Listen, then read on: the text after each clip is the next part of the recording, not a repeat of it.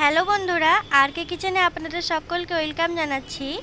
আজকে আমি কোনো রকম ক্রিম ও গ্যাসের ফ্লেম চালু না করে আপনাদের ম্যাঙ্গো আইসক্রিম বানিয়ে দেখাচ্ছি, যেটা স্বাদ হবে দুর্দান্ত। প্রথমেই আমি এখানে একটা বড় সাইজের আমকে টুকরো করে কেটে নিয়েছি। আর একটা বরফের ট্রে নিচ্ছি, তার মধ্যে আগের থেকে জাল করে রাখা দুধ ঢেলে নিচ্ছি। আম ও দুধের ট্রে আমি 4-5 ঘন্টা ফ্রিজারের মধ্যে রেখে দেবো। 4 ঘন্টা পর দুটো পাত্রই আমি বার করে নিয়েছি।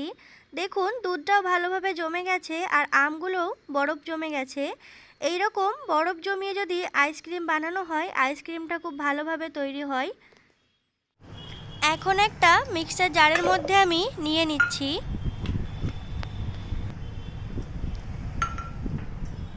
তার মধ্যে দিয়ে দিচ্ছি হাফ বাটি চিনি। চিনি অবশ্যই স্বাদ অনুযায়ী ব্যবহার করবেন। দিয়ে দিলাম চায়ের কাপের হাফ কাপ মিল্ক পাউডার। আর দিয়ে দেব দুধের মালাই।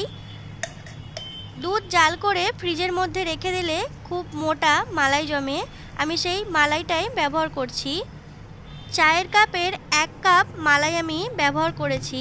মিক্সচারে পেস্ট করে নেব। কোনো রকম ক্রিম বা কনডেন্স মিল্ক ছাড়াই এত সুন্দর ক্রিমি আইসক্রিম আপনারাও বাড়িতে তৈরি করে ফেলতে পারবেন। একটা এয়ারটাইট বক্সের মধ্যে আমি ঢেলে নিচ্ছি। বক্স একটু ট্যাপ করে নিচ্ছি যাতে ভেতরের হাওয়া থাকলে সেগুলো বেরিয়ে যায়।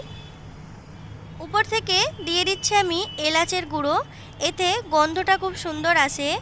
আর দিয়ে দেব কিছুটা কুচানো বাদাম। ঢাকনা বন্ধ করে ফ্রিজারের মধ্যে রেখে দেব যতক্ষণ না আইসক্রিমটা ভালোভাবে জমে আসছে।